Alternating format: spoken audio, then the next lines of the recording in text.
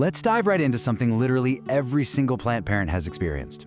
You walk up to your favorite houseplant, ready to admire all that lush, green new growth, and your heart just sinks. Right there, glaring back at you, is a bright yellow leaf. Boom. Immediate panic, right? Well, take a deep breath. In this explainer, we're going to unpack exactly why your plant's leaves are turning yellow by walking through the top 7 causes, and more importantly, giving you the exact fixes to get your indoor jungle thriving again.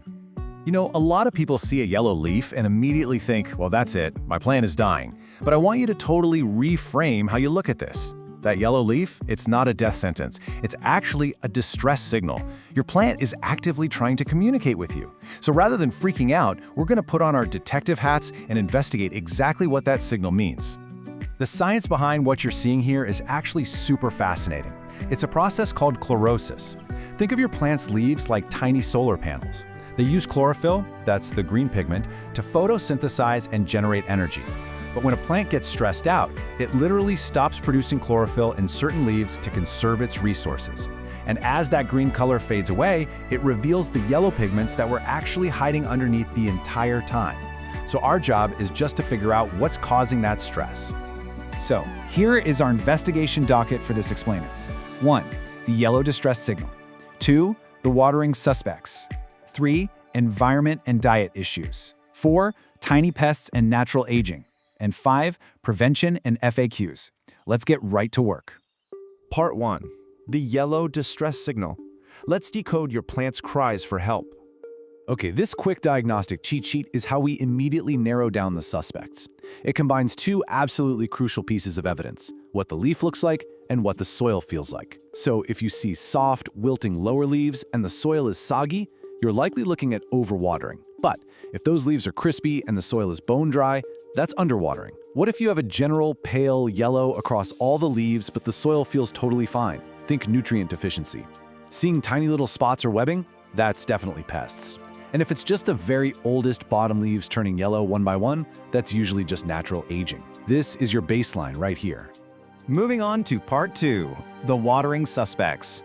These are the #1 killers in the lineup. So the trick here is understanding the difference between loving your plant to death and accidentally neglecting it. First up, overwatering. When the soil is constantly soaked, all those tiny air pockets disappear. And fun fact, roots actually need oxygen to function.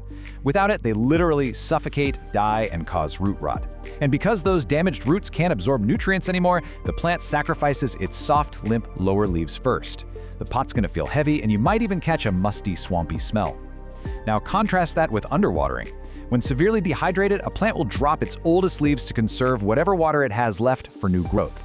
The soil will be bone dry, rock hard, and it might even pull away from the sides of the pot. The pot will feel incredibly light, and those yellow leaves, they'll be super crispy and brittle, not soft and limp. If you've identified overwatering, which honestly is the #1 culprit 9 times out of 10, you've got to act fast. Stop watering immediately. Give that soil time to actually dry out. And I cannot stress this enough, make sure your pot has drainage holes. Now, if your plant has been sitting in a swamp for weeks and you suspect root rot, you have to get hands-on. Gently unpot it, use some sterile scissors to trim away any roots that are black and mushy, and repot it in fresh, well-draining soil so it can finally breathe again. But what if your soil is completely bone dry from underwatering? Just pouring a glass of water on top isn't gonna cut it. The water will just slide right down the sides of that hard soil and straight out the bottom. Instead, we do a rescue mission called bottom watering. Pop your plant's pot in a sink or a tray filled with a few inches of water and just let it sit there for about 30 to 60 minutes. The soil is going to act like a giant sponge, absorbing the water through the drainage holes and rehydrating from the bottom up. It is seriously so satisfying to watch. Part 3, environment and diet issues. Time to investigate nutrients, light, and temperature. Just like us, plants need a healthy diet. And over time, a plant will completely exhaust all the nutrients that came in its original potting soil. When there's a lack of essential nutrients, especially nitrogen, you aren't just going to see one yellow leaf. You'll see this uniform paleness or a general yellowing across the entire plant, plus stalled growth.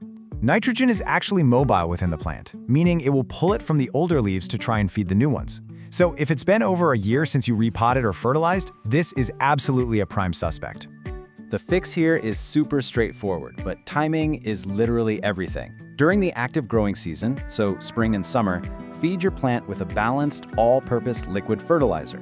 but make sure to dilute it to half strength to avoid burning the roots. And actually, scratch that. Never ever fertilize a plant when it's dormant in the winter or if it's currently heavily stressed by something else. Alternatively, you can just give it a fresh start by repotting it into new, nutrient-rich soil. That's a great long-term fix. Next up, lighting.